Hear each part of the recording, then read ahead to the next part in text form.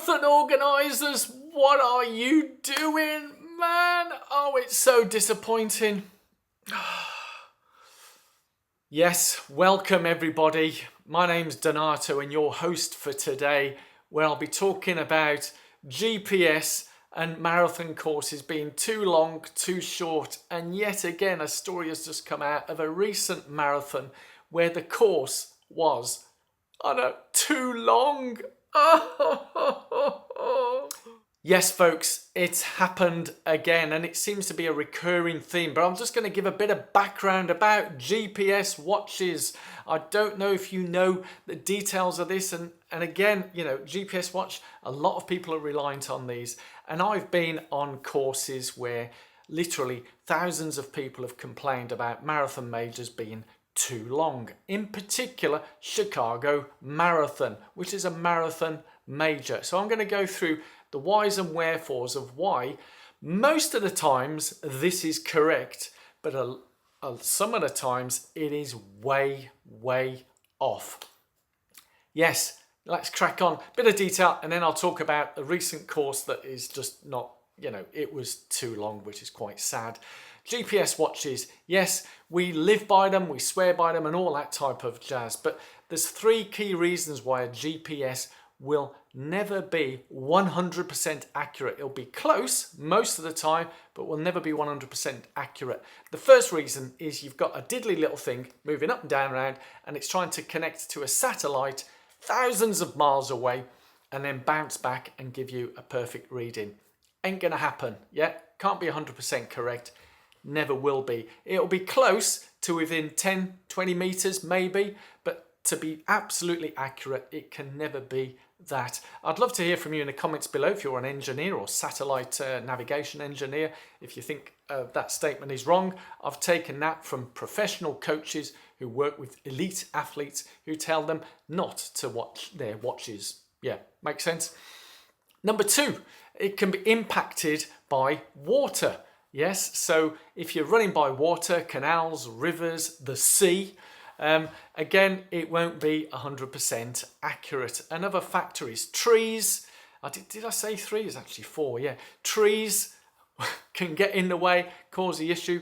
And then the main one that a lot of us know about, and this is why Chicago can often read so wrong, is tall buildings, skyscrapers, tower blocks, and so on. So that will knock the measurement off. And very often, when I've ran through London Docklands, the course will measure too long. Chicago, the course measures too long. I do recall going for a walk in Chicago where it recorded on my GPS 10 kilometers in 35 minutes. Yes, I know, I walked 10 kilometers in 35 minutes. If you know Chicago, there's various junctions where it's bridges over the river, tall buildings, all those factors I've just said, it bounces all in one. And I remember having a gentle walk with my partner and I says, oh, my watch has just recorded a 2-minute 1 kilometer walking. Yes, so it ain't going to be accurate. So let's crack on with the latest event that has measured incorrectly. Now, this isn't anything new that's been happening. Yeah, it's happened historically with some other marathons. As I say, I don't think it's happened on marathon majors. I'd love to hear from you if any marathon majors been measured incorrectly, but they do consistently and persistently have the start and finish area at the same locations. So unless they change the course, which I don't think they do that often, or they move the start and finish, it should always be accurate. But if we go back in time, not that far back in time, and I'll look at the Greater Manchester Marathon course where it recorded 380 metres short. Now this didn't happen for 1 year, this happened for a number of years. As you can see here, it impacted 2013, 14 and 15. And as we know, the true marathon distance should be 26 miles and 385 yards. But sadly, it measured short. And so that was Manchester back in 2013-14. Another one where it happened was Brighton Marathon, where the course was too long. Whilst that was measured, unfortunately there was a human error where they put the cone in the wrong place on a turnaround point, and it was 568 meters too long. So those times, and as it says here, it was human error and it was disappointing. That was a one-off and that sadly will happen. But the latest one that's happened is, and you would have seen some YouTubers, doing this, is the Newport Marathon. Yes, Newport Marathon, one of the flattest, if not the flattest. I think Boston, UK is the flattest, but Newport is very flat course, but was measured too long. And the organisers of Newport Marathon have apologised after discovering this year's course was almost 300 metres. I think it recorded 276 metres too long. And yes, it is disappointing. Now, whilst I appreciate a lot of runners are going just to finish, there are a number of people who are going for good for ages and qualifying times. So the organisers have agreed with London Marathon that they'll be reducing the times, will be corrected by about 70 seconds, it says here. So 3.5 hour chip will take 82 seconds off, a 4 hour 94 seconds. So obviously it's take longer for the runners with the longer times, so they're going to reduce it excuse me, by more. And there is a story here about runner Steve Burrows, 49 of Plymouth, said he was disappointed with the mix-up.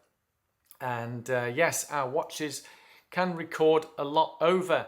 Now, for this year's Manchester Marathon, I recorded 42.6 kilometres. Now, I'm assuming that the course was measured correctly, and that discrepancy of about 400 metres is down to, well, the tall buildings and all that type of stuff going on. So yeah, I'm giving them the benefit of the doubt, but I didn't go around measuring it. And again, it's a profession measuring these wells. As I've seen when I was at the Withall and Hollywood 10K, 5K, people measuring that. There is UK athletics exams to take to ensure that recordings are done correctly. So last year's Manchester Marathon route was different to this year's, so they've changed it, and I am giving the Manchester Marathon, I regard them as professional, that they have measured it correctly and it wasn't too long. I mean, for me,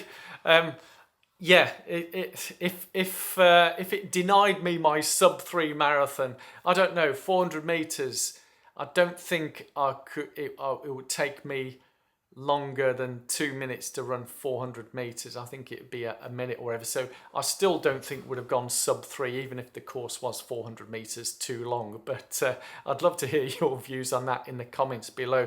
But yeah, disappointing that Newport organisers it was a bit too long, but it's great on them that at least they came forward and admitted that and have agreed with London Marathon events to change times, and that will be allowed for those who are applying for good for age and championship places, which is good news all round.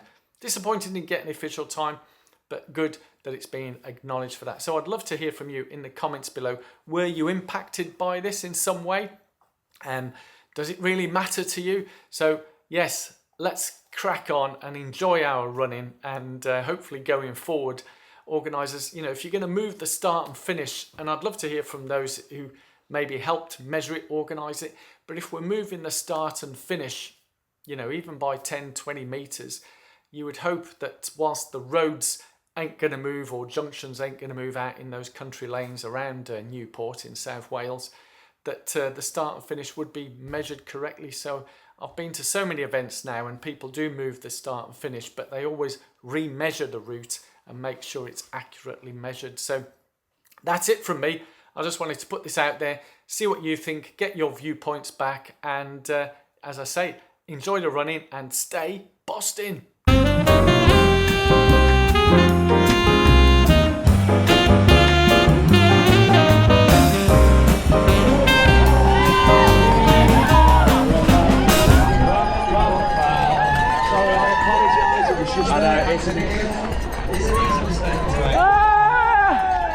Look at that, Donato there with his GoPro on, it's all about the footage. On the Instagram, tag us in, hashtag Manchester Marathon. If any of you, as Graham said earlier, if any of you are taking any videos,